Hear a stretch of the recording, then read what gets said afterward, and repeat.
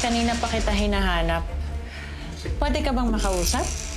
Hindi ko kilala si Tesing de la Cruz. Gusto ko lang sana makilala ang pamilya niya. Malalaman ko din ang lahat ng kailangan kong malaman tungkol sa kanya. Hindi ka nakilala ni Mercy. Paramdam ko, Imposibleng ilaglag ni Mercy ang sarili niyang ama. pag naging sagabal si Mercy, ituturing natin siyang kaaway. Why did you try to take me away from her when we tried to go?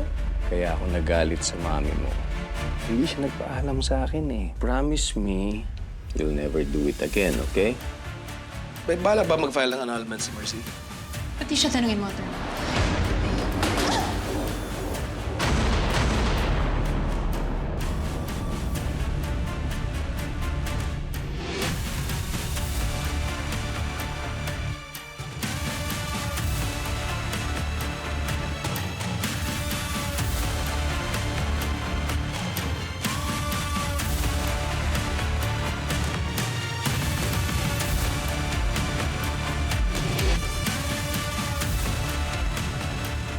Ikaw ang pinakamagandang nangyari sa buhay ko.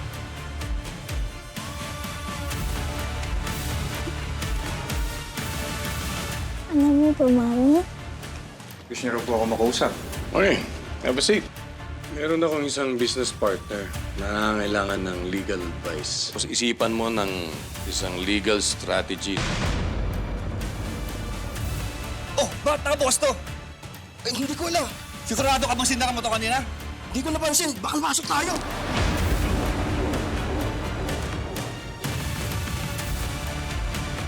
Di ba ikaw nakaiwan ng bukas ang gate? Aga mo nag-uuli yan eh.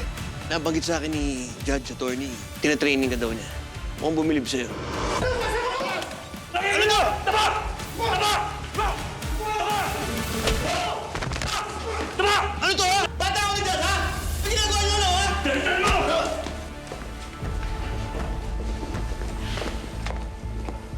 Abraham Espiritu, pulpul na abogado. Sasa nyo! Magko-concert ka ngayon. Hello, General. Hawak na namin yung mga tao ni Balmores. Walang bahala magpakanta rito. Boss, Captain Tim, Aldrin! Kanino yung mga droga na yan? Ha? Sumagot ka! Kay Balmores, di ba? Sagot!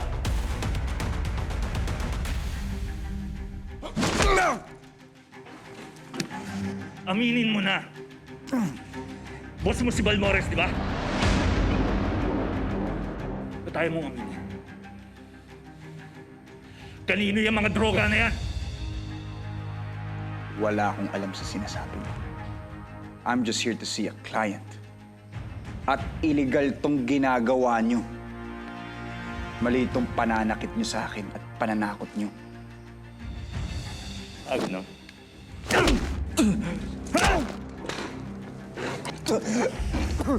Hawak na namin yung sinasabi mong kliyente. Kumanta na siya. Inamin niya, nakasosyo niya si Balmores. Kaya kung ayaw mo makipag-appointment kay Satanas, aminin mo na kay Balmores lahat yan! Kaya ka naniniwala sa akin. Ha?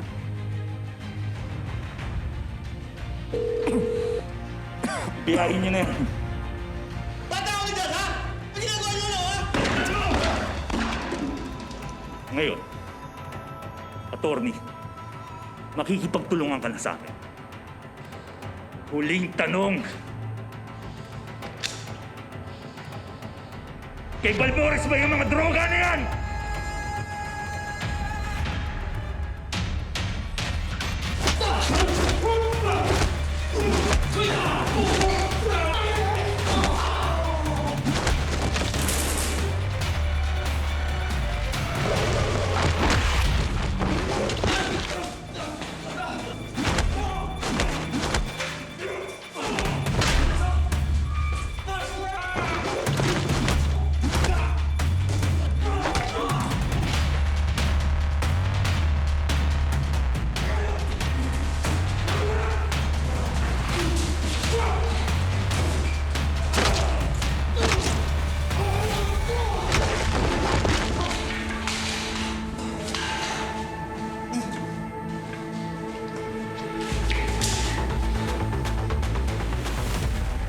Nasaan ka na, attorney?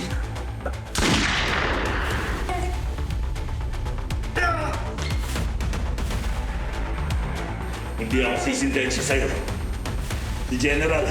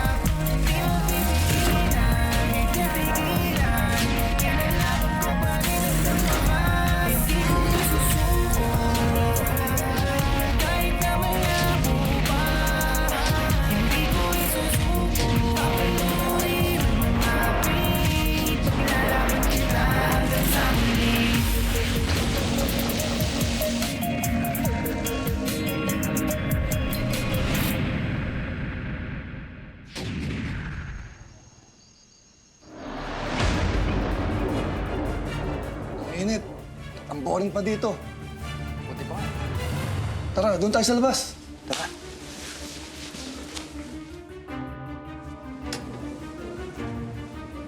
Ang ganda talaga dito, no? Ang lamig.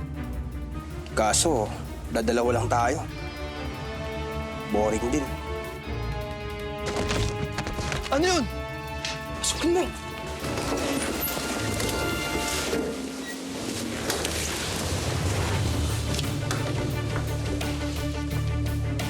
Walang tao!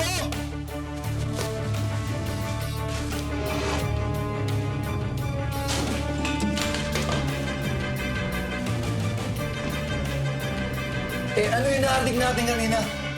Baka daga lang. Napakalaking daga naman nun. Baka dito lumabas!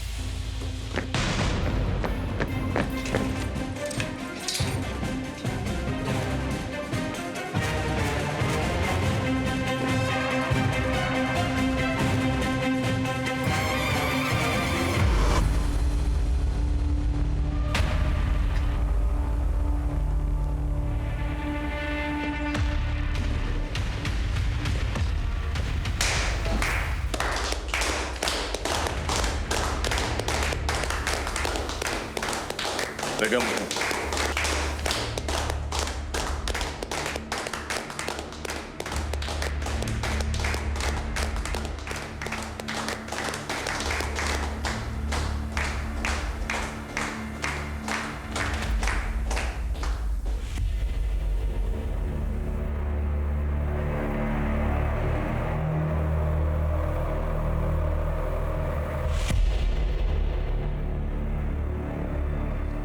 Congratulations.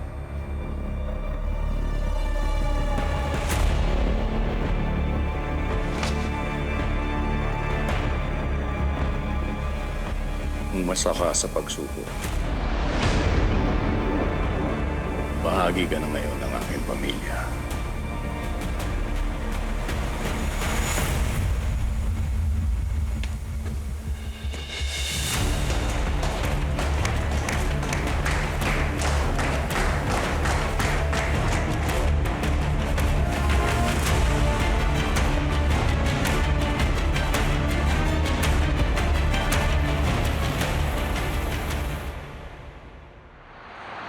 Nagustuhan ko yung tirada mo. Kung nagustuhan ko, sigurado si Judge nagustuhan rin yun. Pero wag na wag mo ilalaglag si Judge. Dahil pag nangyari yun, babangot sa lupa.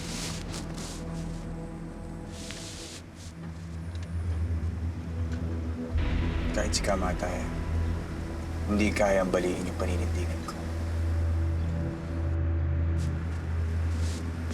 Saan tayo, Brando?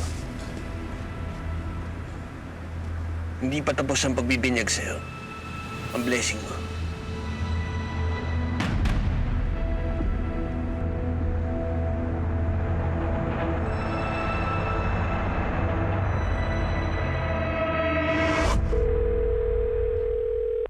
Kumpadre, sigurado ka ba sa desisyon mo? Padre, kailan ba ako naging hindi sigurado sa mga naging desisyon ko? Ay, ibig ko lang sabihin, di ba masyadong maaga upang ganap na papasukin natin si Atty. Abra sa mundo natin? Eh, paano kung isa pala siyang traidor? Parang hindi mo naman ako kilala, kumpadre. Dati akong huwes. Lahat ng mga nagiging desisyon ko mabibigat. At paulit-ulit ko tong tinitimbang. Si Atty. Abra, magtatraidor. Imposibleng mangyari yon. Anyway, malapit na rin kami.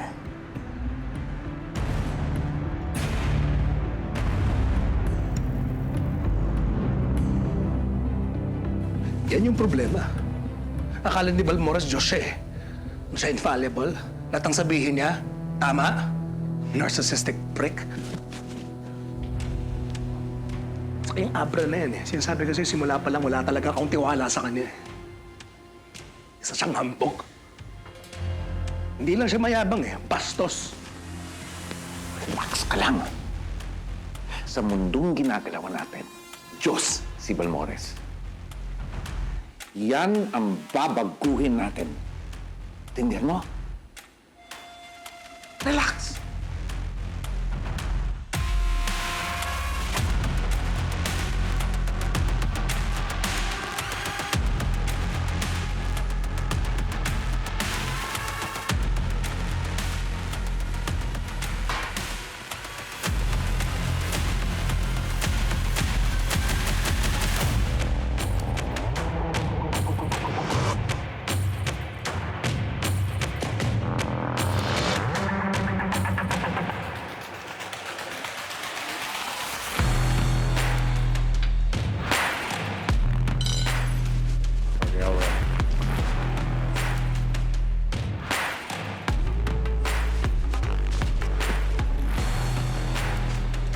Take your seats.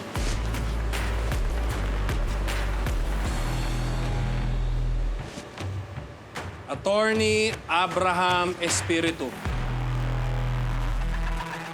Kami ang kapatiran ng mga alamid.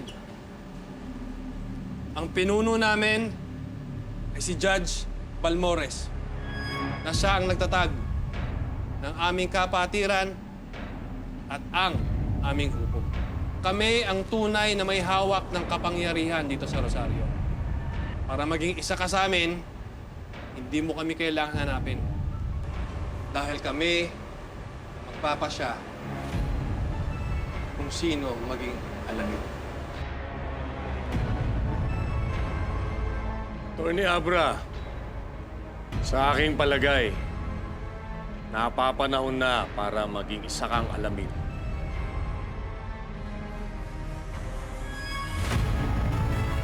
Brando!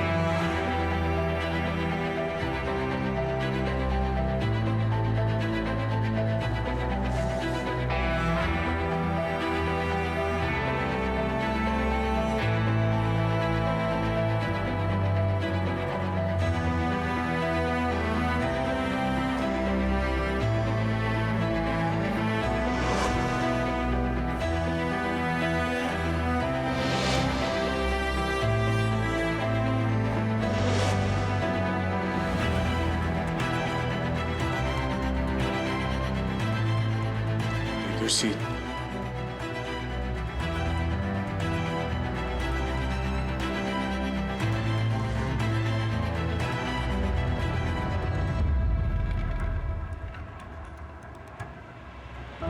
Attorney Abra, isa ka ng ganap na alamin. Bahagi ka na ng mundo namin.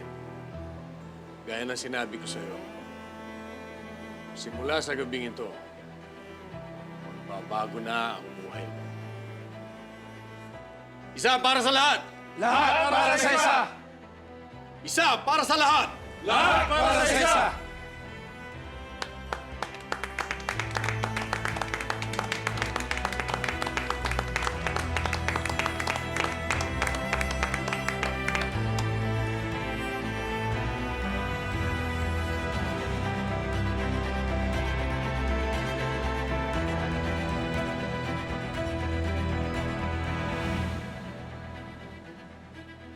Attorney Abra, ngayon ay ganap ka ng bahagi ng aming mundo. Gaya ng nasabi ko sa iyo kanina. Ngayong gabi, magsisimula ang pagbabago sa buhay mo.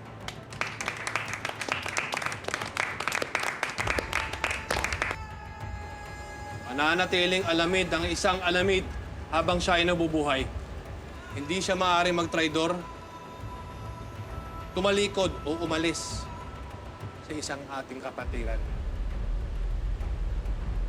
Ano mang paglabag dito, buhay ang kabayaran.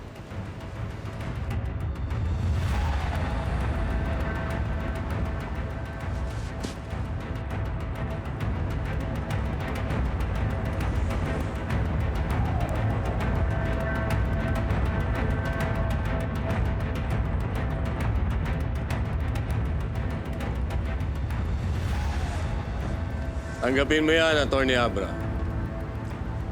Pero sana, huwag nang dumating yung panahon na kinakailangan mo pang gamitin yan.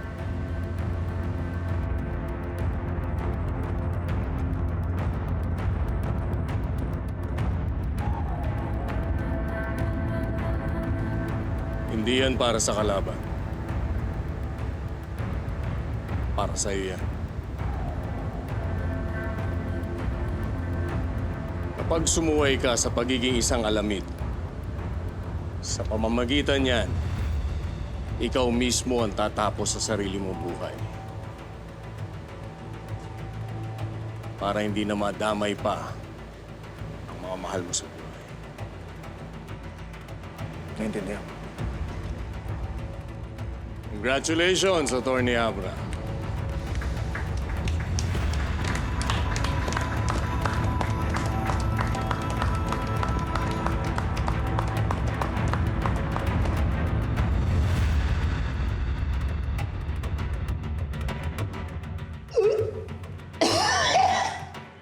Chill out, Attorney Aguirre. Kaunti lang nainom mo. Hindi sapat para mag-hangover ka.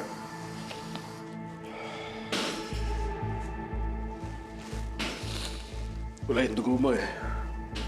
Maawa pa ako sa kung ano man meron ka. Well, in that case, Attorney Aguirre, dapat palang pilitin ko yung sarili kong sumuka dahil mas madumi at infected yung dugo mo. Nakakalimutan mo ata, Attorney Aguirre, na alamid na rin ako. At bawal traido rin ng isang alamid ang kanyang kapwa alamid.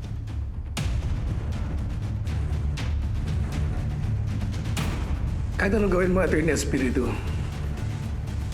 ang ganyan ka lang. Hindi tayo pantay.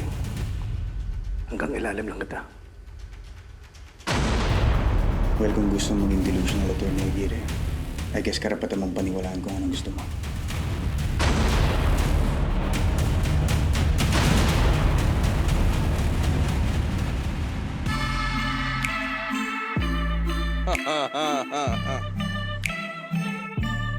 Enjoy, Attorney!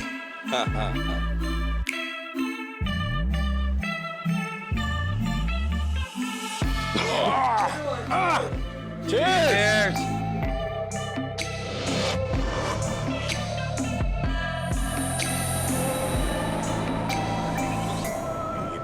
ko lang yan, Atty. Abra.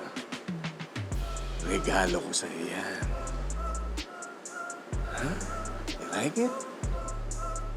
Kita mo naman ang lambot ng katawan niya, no? Kita mo naman.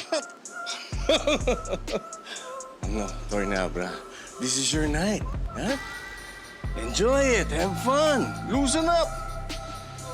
Huwag ka lang magpapakalasing at magpapakalango. Dahil bukas, pag-uusapan natin yung tungkol sa inyo ni Mercy.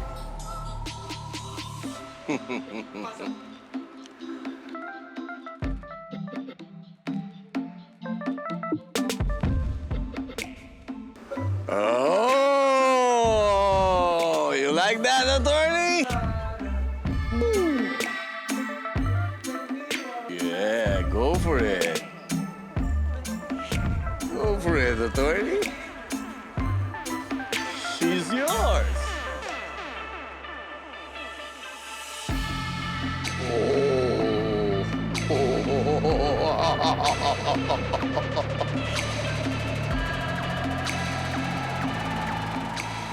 Ano? Ano? Itong si Atty. Abra, siya ang bago kong protege. Kasi siguro ko, maraming gustong magpabagsak dyan. Kaya kahit na anong mangyari, kinakailangan suportahan mo siya. Ako, Judge.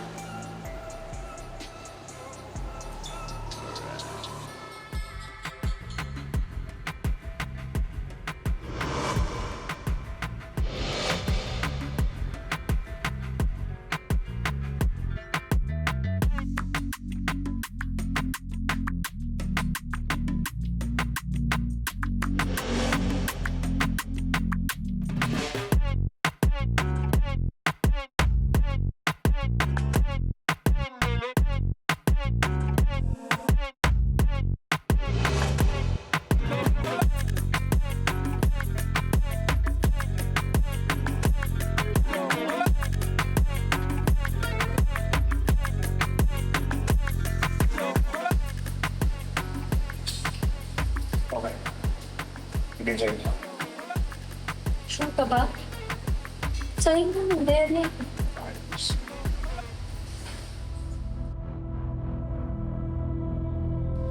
Bakla ka ba? Hindi. Pero wala naman masama sa pagiging gano'n. Sa bagay, hindi na ako mahihirap sa'yo.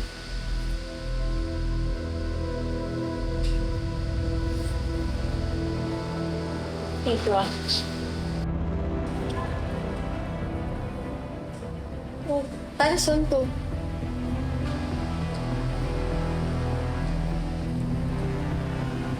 Thank you. Thank you.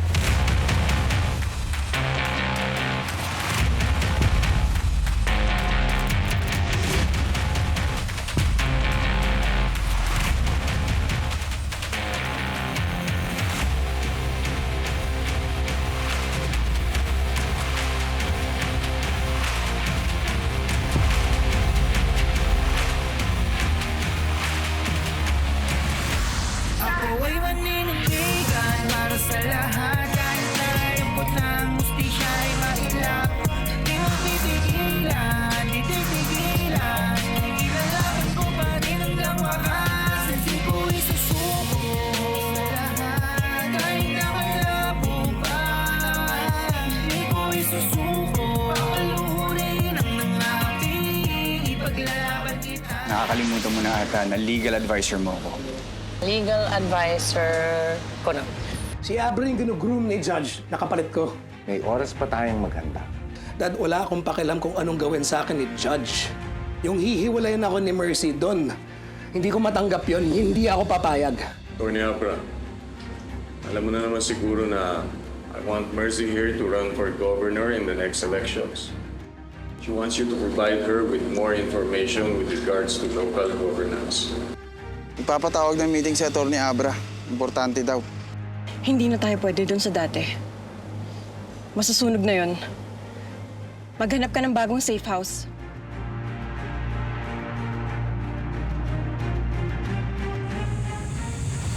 Gusto kong malaman ang katotohanan ng mga taong nakapaligid sa akin. Kilala na kita, Norman.